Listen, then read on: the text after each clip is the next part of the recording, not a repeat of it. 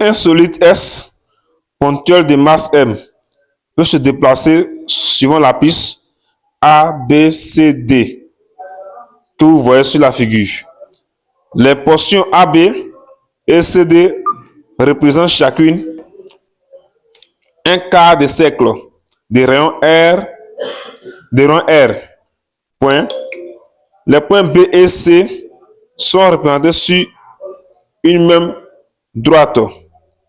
On néglige les frottements sur les parties AB et CD. Le solide A quitte sans vitesse initiale. 1. Donnez l'expression de la vitesse du solide S au point M en fonction de G, R et de l'angle θ. La question 2. Calculer la vitesse du solide au point B. En troisième question, on dit le solide arrive au point C avec une vitesse nulle et continue son mouvement sur le trajet CD. Donnez l'expression de la réaction de la piste au point M' en fonction de M, G et de l'angle alpha. Dans la quatrième partie, on dit en réalité, il existe des forces de frottement sur la piste BC, assimilables à une force unique constante, notée vecteur petit f. Calculer son intensité. 5. Le solide quitte la piste pour une certaine valeur de alpha. Montrer que alpha égale à 48 degrés. 6. En déduire l'expression de la vitesse V' au point où le solide quitte la piste, puis calculer sa valeur. Voilà donc les données. On dit la masse égale à 10 grammes, le rayon R égale à 1,5 m, la portion BC égale à 2 mètres et le G ça fait 10 mètres par seconde carré. Donc, ces apprenants, après une lecture brève de l'exercice, on va passer à la résolution de l'exercice en répondant question après question. On demande de donner l'expression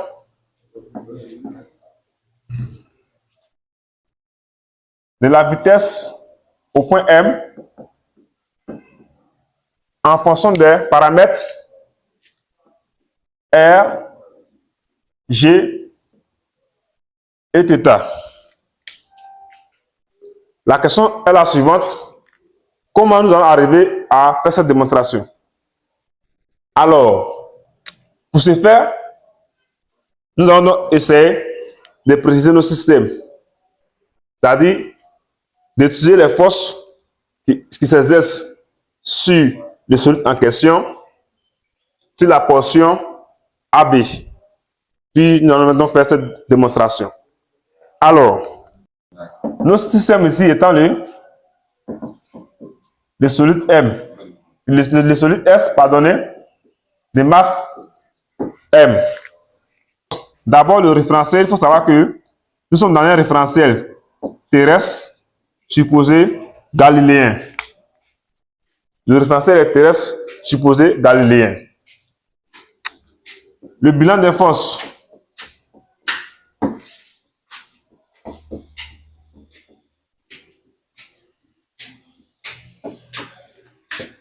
Sur le trajet AB.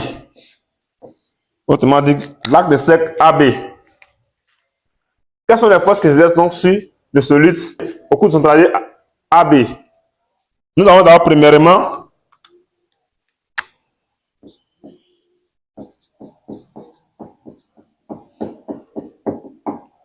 le poids P du solide.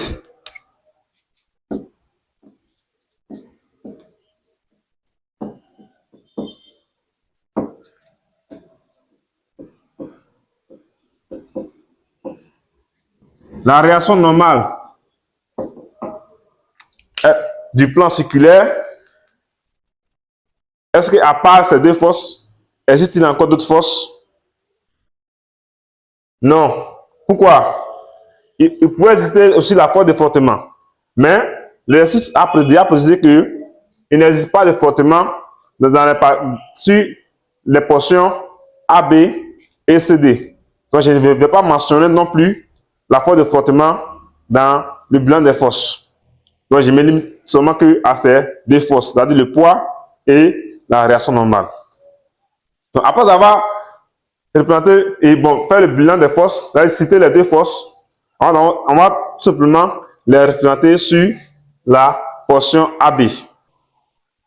Alors, je suppose que lors du déplacement de mon solide sur le parcours AB, ici est arrivé à cette position, à une position que j'ai appelée ici le point M. Alors, donc, pour pouvoir représenter ces vecteurs, je vais représenter ces vecteurs à partir du point M. C'est-à-dire le poids, c'est toujours la verticale de l'UE, dirigeant vers le bas. Et ici, la réaction, je vais faire ça en couleur. La réaction du plan ici, c'est, comme nous avons bien dit, la réaction normale. Donc, la réaction ici, là, normale. Tout simplement. Si nous étions dans le plan, dans le cas où le quart de cercle était représenté comme ça, alors la réaction allait être sortant. Elle allait fuir le centre du quart de cercle. Mais du fait que la réaction soit représentée de cette façon, donc la réaction aussi va partir vers le centre du quart de cercle. Donc une fois que les forces sont représentées, je vais maintenant répondre à la question qu'ils m'ont posée. Alors, on veut connaître la vitesse à laquelle le solide arrive au point M ici. Sachant que le solide quitte le point A avec une vitesse nulle. Comment faire?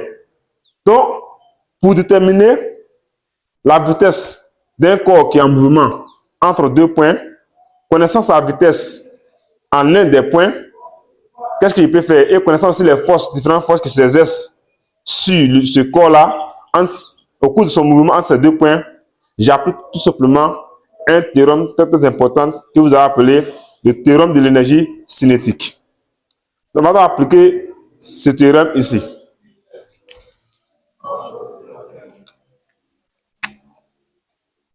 Donc, appliquons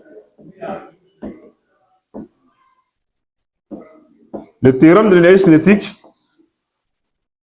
abrégé TEC. Alors, qu'est-ce que nous dit ce théorème? Ce théorème nous dit que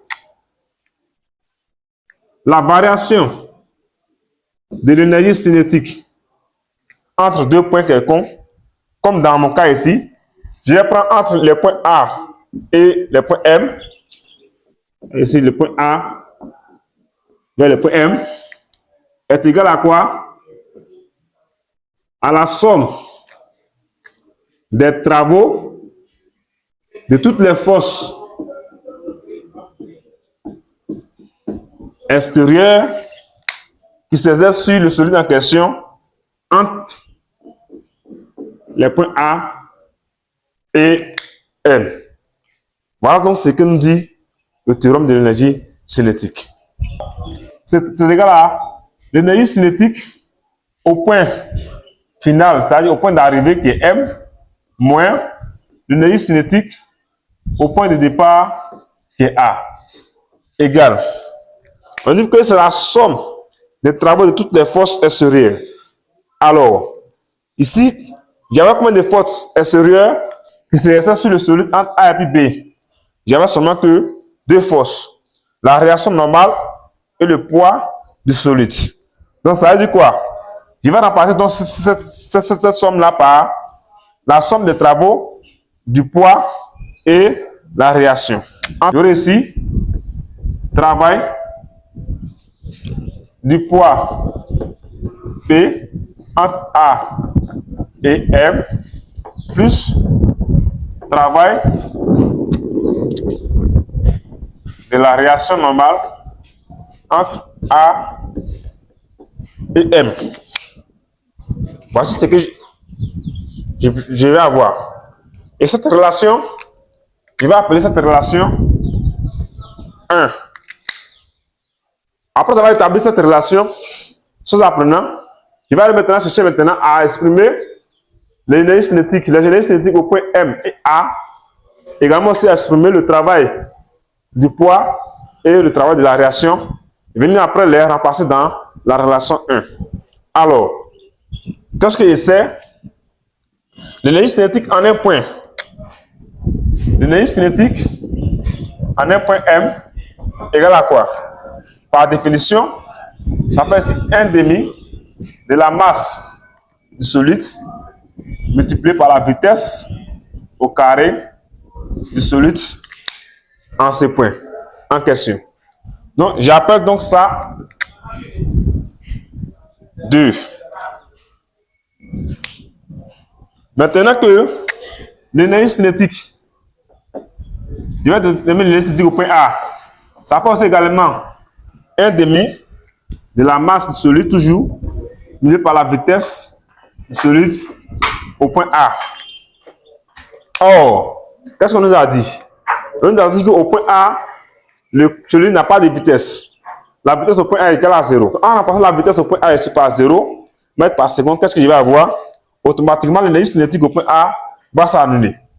Donc ici, il y aurait ici tout simplement l'énergie cinétique au point A, c'est égal à 0 joule comme unité. Donc il a appelé donc ça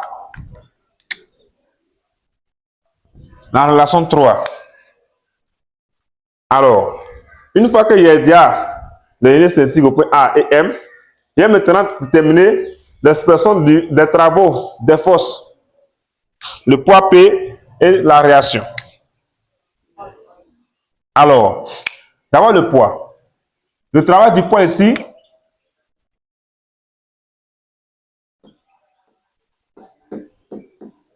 sur le parcours AM, égale à quoi? Égale à le poids, la norme du poids P multiplié par la hauteur. Parce que ici, le travail du poids d'un corps, c'est toujours du fait de son altitude par rapport au référentiel auquel on veut déterminer. Ici, mon point, le corps, le solide est qui quitte du point A pour arriver jusqu'au point M.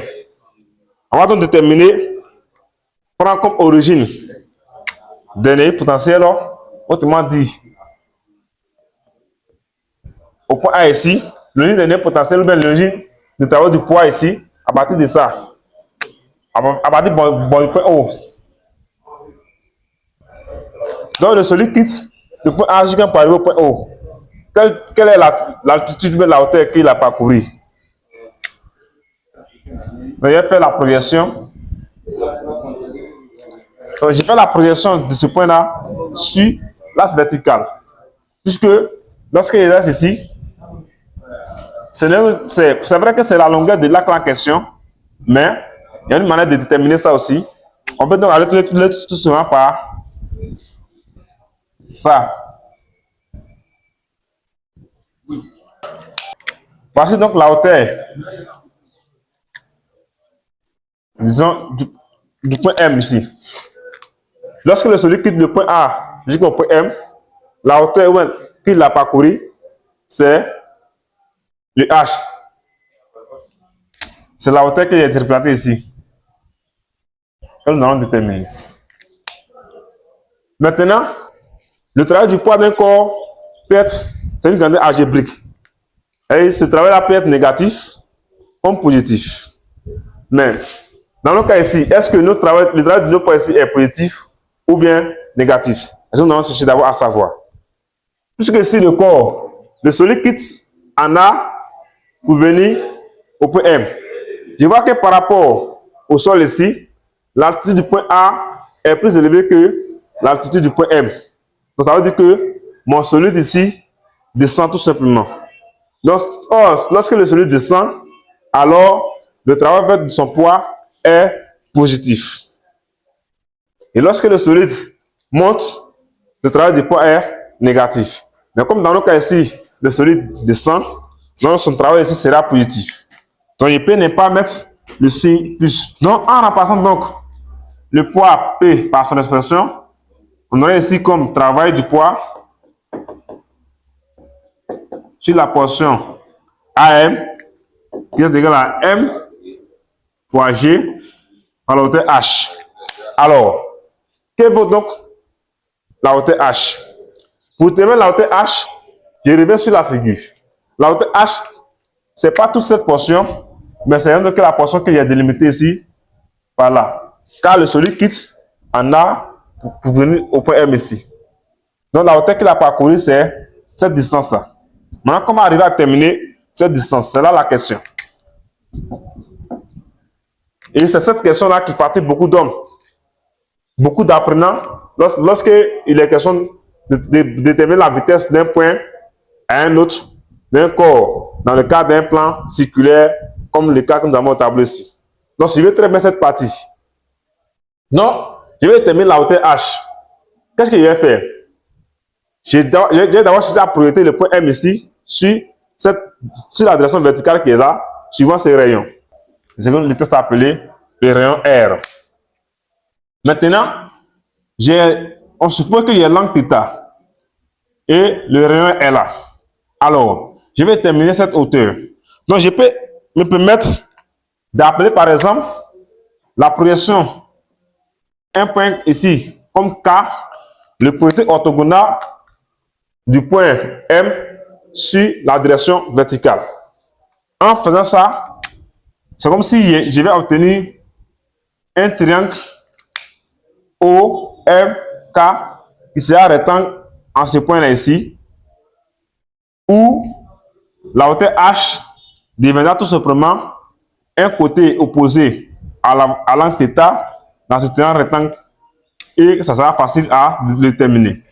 Puisque si la projection se fait parallèlement à ces rayons, ça veut dire que les deux droites là seront forcément parallèles. Donc si les deux sont perpendiculaires à la direction verticale, donc ça veut dire que les angles et l'angle θ ici va se retrouver ici. L'angle θ va se retrouver ici tout simplement. On peut appeler les deux angles là seront donc les angles alternes internes. Donc il y a mon θ qui se retrouve ici et ici. Donc il est plus facile d'utiliser ce triangle OMK pour déterminer la hauteur HM que de rester ici pour pouvoir déterminer ici, que de rester dans le triangle AOM pour pouvoir déterminer la hauteur H. Pour ceux apprenants, on va déterminer la hauteur H ici et vous allez voir. Dans le triangle OM, K, rectangle en K, le sinus de l'angle θ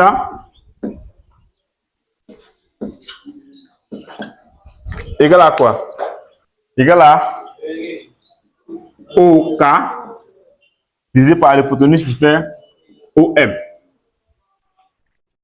Avec OM, je prends tout simplement le rang R. Et le OK, c'est notre hauteur H que nous pouvons chercher. En remplaçant ça dans cette relation, vous allez avoir tout simplement ici sinus θ qui sera égal à quoi? À H sur R. Comme il y a sinus θ qui veut H sur R, moi c'est H j'ai besoin. Donc en tirant H dans cette relation, la relation va donner quoi? H qui a fait R sinus de l'angle θ. Donc voici donc ma hauteur H déterminée. Venons écrire ici R sinus θ. Voici la hauteur H. Alors, je vais donc maintenant venir remplacer H par son expression trouvée dans l'expression du travail de mon poids. Et je verrai comme l'expression du travail du poids W M P ici, suivant le trajet AM, qui est égal à M G R sinus de l'angle θ. Que je vais appeler donc cette relation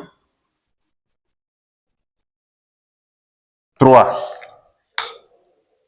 Alors, après ça va déterminer, donc, nous avons déjà la relation 3, donc il y a après cette relation 4 au lieu de 3. Le 3 est déjà là. Après ça va terminer l'expression du travail, on va donc déduire maintenant l'expression de du travail de la réaction. La valeur du travail de la réaction sur le parcours AM. Pour la réaction, qu'est-ce que je vais faire? Je vais appliquer maintenant la définition du travail d'une force sur une distance. Alors, le travail de la réaction, par définition, c'est que le produit scalaire de la réaction par le vecteur déplacement. Le A ici, c'est le vecteur déplacement. Alors, qu'est-ce que nous allons faire ici? Il faut noter que la réaction ici est perpendiculaire au déplacement. Donc, comme la réaction est perpendiculaire au déplacement, ça veut seulement dire que ce produit scalaire là va donner 0. Car la réaction est perpendiculaire au déplacement AM. Donc, le travail de la réaction ici est nul. Égal à 0 joules. Et après la relation 5. Tout simplement. Donc, sans apprenant, qu'est-ce que je vais faire maintenant? Je vais remplacer les relations 2, 3, 4 et 1 par les différentes expressions dans la relation 1. Et je vais donc tirer la vitesse au point M. Tout simplement. Ici, il y aurait ici 1 demi de M, Vm au carré, moins 0, avec ici M, Gr, sur une des langues θ, plus 0. Nous aurons ici quoi? Comme vitesse au point M au carré.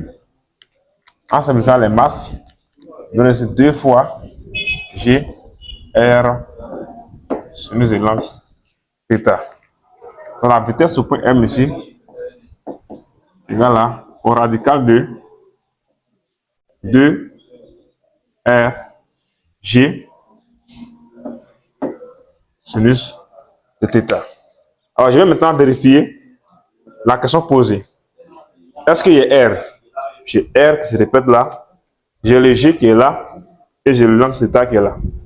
Donc, ça veut dire que j'ai déjà répondu à la question, tout simplement. On va passer maintenant à la question suivante. Donc, la deuxième question, on doit déterminer la vitesse au point B. La vitesse au point B. Je connais maintenant la vitesse au point M. Bon, si je prends la vitesse au point M, comme ne pas prendre la vitesse au point M. Donc, pour éviter plein d'erreurs, je vais tout simplement venir au point initial. Je dois appliquer la relation de l'énergie cinétique entre les points A et B. Cette fois-ci, je mets ici, entre les points A et B. Je remplace ici le M par B maintenant. Tout simplement. En appliquant tous les termes de l'énergie cinétique entre les points A et B, j'aurai ici quoi? L'énergie cinétique au point B, moins l'énergie cinétique au point A, égale à quoi? Les deux forces toujours travail du poids P, plus travail de la réaction R. Alors, par là, la vitesse au point A étant nulle, donc son énergie cinétique au point A est égal à 0. Le travail de la réaction aussi fait 0. Donc, je vais tout simplement dire quoi? L'énergie cinétique au point B qui fait 1 demi de M par la vitesse au point B au carré, c'est égal à quoi? Bon. Plus 0 égale au travail du poids P qui fait M, G, puisque ici le corps descend toujours. Donc, du point A au point B, le solide a parcouru tous les rayons. C'est-à-dire la distance OB. On va dire que tous les rayons. Donc, ça va M fois G fois R plus 0. Donc, M fois G fois R plus 0. Je vais ici comme expression la vitesse au point B au carré égale à M G R. Alors, en simplifiant les masses et en tirant la vitesse au point G, nous aurons ici la vitesse au point G et au point B, pardonnez, c'est égal au radical de 2 fois G fois R. Voici donc la vitesse au point B, tout simplement. Nous pouvons donc, on peut tout simplement déterminer l'expression de la vitesse au point B sans passer même par le théorème de l'énergie cinétique. Ça, c'est la deuxième méthode la plus simple. On connaît tout simplement l'expression de la vitesse au point M qui nous donne ça. On peut donc déduire tout simplement de la vitesse au point M, la vitesse au point B, tout simplement. Voilà comment on allait faire. Qu'est-ce que nous avons? Mais c'est deuxième méthode. En deuxième méthode, je sais que la vitesse au point M est égale à quoi? La vitesse au point M est égale au radical de 2 fois R fois G par le sinus θ. Maintenant, qu'est-ce que je remarque? La vitesse du point M, c'est une fonction de l'angle θ, puisque le R et le G sont les constants. C'est θ seul qui peut varier ici, au fur et à mesure que le solide descend. Donc, le solide arrivé au point B, je vais connaître sa vitesse. Une fois que je connais sa vitesse au point M, en fonction de l'angle θ, puisque la vitesse ici varie en fonction de l'angle θ. Donc, toutefois que le solide arrive au point B, alors le balayage θ ici à tous l'angle que nous avons ici. Une fois que le solide arrive ici, θ c'est égal à l'angle droit que nous avons ici qui fait pi sur 2. Donc je mets tout simplement au point B,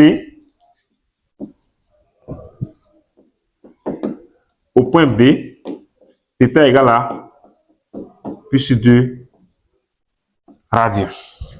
Autrement dit 90 degrés. Si au point B θ égale à pi sur 2 radiens, donc la vitesse au point B, je reprends l'expression de la vitesse au point M, c'est tout simplement 2 fois R fois G fois sinus. Cette fois-ci, plus je sais qu'au point B, θ égale à pi sur 2, donc fois le sinus de pi sur 2. Sous la racine. Or, le sinus de pi sur 2, vérifiez avec vos calculateurs scientifiques, vous allez voir que ça fait 1. Donc, si le sinus de pi sur 2 vaut 1, alors la vitesse au point B va se réduire à quoi? Au radical de 2 fois R fois G, que nous avons déjà déterminé ici. Vous voyez que cette méthode elle est très plus simple. C'est la méthode la plus technique. Donc, on n'est pas obligé d'aller passer par le théorème de l'énergie cinétique. Si vous avez compris ces deux méthodes, vous pouvez donc les appliquer dans les exercices dans lesquels vous allez vous trouver tout simplement, où la vitesse sera forcément une fonction de l'angle. Si la vitesse est une fonction de l'angle, là, cette méthode est applicable.